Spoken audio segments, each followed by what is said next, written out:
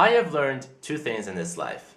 The first one is, if your TV or movie series is successful, then it's gonna have a second season or a second movie, and unless your name is Shrek 2, then the second product is gonna be worse than the first one. Following the success of Turtle Drama Island, it didn't take long for Fresh TV to make a second season. That's right, Total Drama Action. This was actually a very boring season in my opinion, but it did some good things, I'm not gonna deny that, but it also did a lot of bad things too.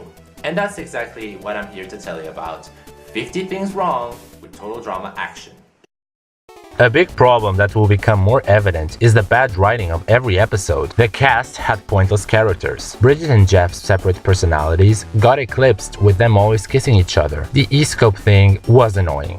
Why would Gwen pick Heather for her team? Trent's obsession got extremely irritating extremely fast. The Western episode was stupid. Western stuff has to be fast. The first part of this season was all about this couple I don't care about. Were aftermaths really necessary? Speaking of necessity, reward challenges were such a waste of time. It's like I don't need to watch half of this season because I won't be missing anything. It felt really unfair to watch the Killer Grips struggle against a team that had such an unfair advantage. Once again, Duncan was an overrated character. There was really no point in having Owen breaking his jaw. In one of the episodes, the dialogue was about being constipated and having his jaws wired shut. Izzy came back for the second time and she was pointless. Some eliminations weren't as dramatic as before. Courtney's debut was kinda lame. And that's coming from a Courtney fan. The writers used her in order to eliminate Owen, because they couldn't find a legitimate way of doing so. LeShawna's character was dumped on by the writers this season. The whole video on Spa Night was more used than Mega Kangaskhan. Like, LeShawna mentions Courtney returning, but the Spa Night happened before that. Heather's losing her wig gag got old quickly. Chris states that each of the 7 bombs was wired differently to make it more interesting. However, each bomb only had 3 wires. Thus, this means that at least one other bomb would have been deactivated in addition to Lindsay's. Why would Harold, one of the most loyal characters in the show, vote against LeShawna just because someone that hates him told him so? Bad writing. See, Tyler and Noah deserved more screen time instead of Duncan and Owen. The Princess Bride episode was ridiculous. Courtney only had to sit at the top of a tower and push someone down. Even I think that Courtney was an annoying character and get a clue. I never really understood why did Courtney lost the challenge if she was the one that was right all along. Rock and Rule was a very badly written episode. Owen coming back was one of the main reasons. There was no point in bringing him back, even though it's explained in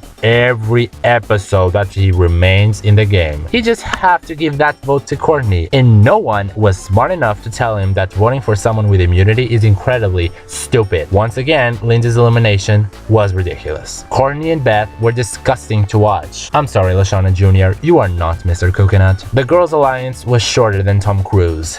The male characters that made it to the final 4 in the previous season were the same in this season, and no one seems to care about that. One came back because he is the audience favorite, and the other does nothing in the challenges, shows attitude, and is protected by the writers just because. What would compel you into picking a shark? When he is excused from the challenges, it becomes clear that Owen is sabotaging you. The first part of Duncan and Beth's finale had no eliminated contestants around. The second part was somewhat entertaining, but it kinda felt it dragged on. They kept on coming back to Campo Aqua. Just let it die out. Oh wait. Once again, a lot of the humor was really disgusting. And the most important thing, the whole season in general was kinda slow paced. Possibly because of the small cast, the reward challenges, and the aftermaths.